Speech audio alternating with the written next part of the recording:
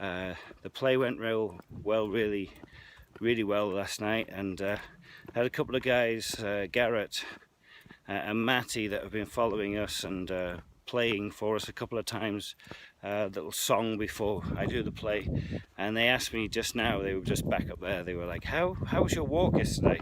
And I was like, well, it was a long day. It was only 20 kilometers, but it was a long day. And they were like, yeah, we could tell in your performance you were a bit angsty. And I thought that was quite funny, very perceptive of them.